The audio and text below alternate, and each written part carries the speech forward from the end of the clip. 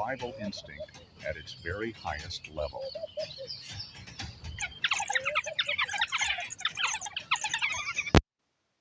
Dinlashibandi yig'lagan ekanda, mava dinlashib o'tirgan joyda bilib, hayvonlar qanday muomala qiladi, bir-biriga yaxshi yomon qilib qo'ygansa, odamlar ham shunday Allohim deb yig'lagan ekan. Unda hayvonlarda eng vahshiy hayvonlar eng yaxshi narsalarni yeb, g'ajib, ularni nobud qiladi. Faqat Alloh buyurgan ekan, o'lsa yegin. Shular o'lganda yegin, boshqa payt ularni o'ldirma deganda ham hayvonlar quloq solmas ekan, Allohning qarorini buzgan ekan. Bizni davrimizda ham qarab tursa agar Allohning qarorini buzib, odamlarni talab o'g'rilik qilib, o'ziga boylik to'dalab, brigadir bo'lgan insonlarni ko'rish mumkin. Bularning azobi qancha? Alloh aytgan ekan, ey hayvonlar, men hayvonlarni ham qaytib tiriltiraman, odamni ham qaytib tiriltiraman. Hayvonlar qasosini olib bergandan keyin bir-birida qasos surasida aytgan ekan, ularni tuproqqa aylantiraman, lekin odamni aylantirmayman degan ekan.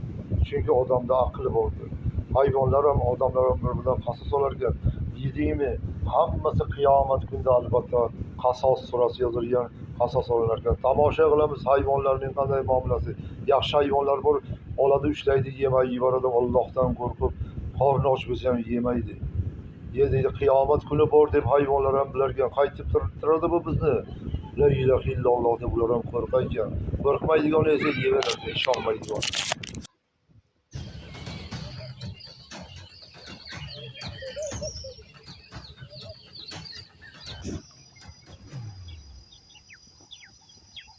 The water buck stands like a calm giant at the edge of danger, its thick, oil-coated coat allowing it to move confidently through the water.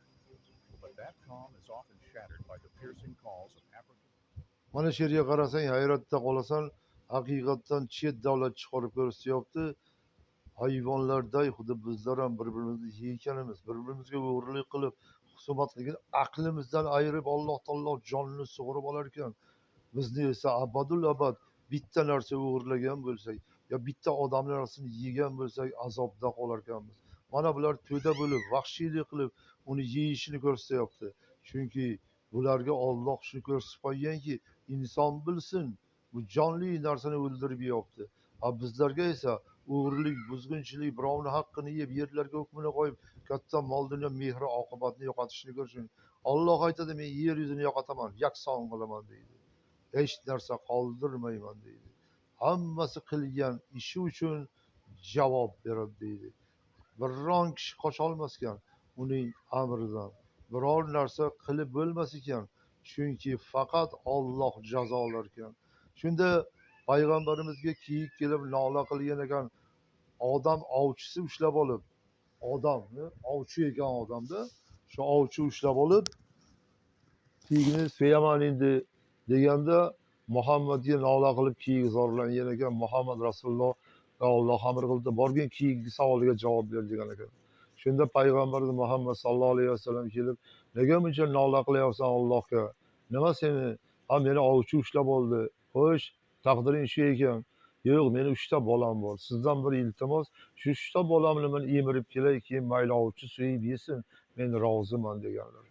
Ovchi uxlabdi, uyg'otmaganlari gapingga tursa, qiyomat qayin bor, gapimga turmasam qiyomatda men jazo olay degan ekan. Shunda ovchini kiyikni bo'shatib yuborib, kiyik borib bolalarga, bolam tezroq meni sutimdan yemanglar, oxirgi marta onangizni ko'rasizlar deganda bolalar nimaga unday deyapsan ona? Meni nuriy Xudo qo'yib yubordi, mayli bolangni emirib qaytib kel dedi.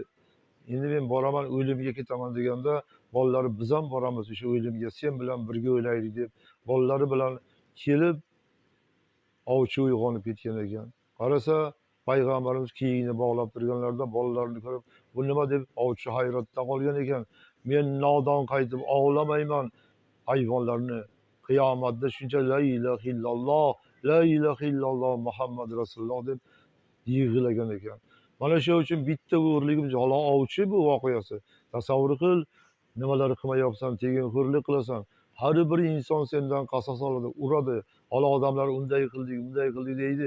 Yo'q, qiyomat qayin, qasos surasi qo'yilgan Qur'onda. Tasavvur qil, nimalarni bir ko'rsatadi. Shuning uchun ham hayvonlardan battar bo'lib inson ham ketadigan, qiyomat qayin bo'lar ekan. Mana shunday ularni azoblab, kofirlashib qiyomatga ishonmaskan, odamlarni qiynarkan, ular o'lib ketmaydi, ularni moli dunyosini olarkan, xuddi hayvonga o'xshab. Bular go'shtga oshiq. Bular go'shtni yeymiz, yorib yeymiz deydi. Lekin insonlar haqqini yeyish bundan ham battar ekan. Xuddi mana shu holatda ko'rish mumkinki, Allohga hamdular bo'lsin. Haqiqatda bu yolg'on emas. Allohga hamdular aytish kerak. Haqiqatdan Allohga hamdular aytish kerak. Mana o'xshash chehralar,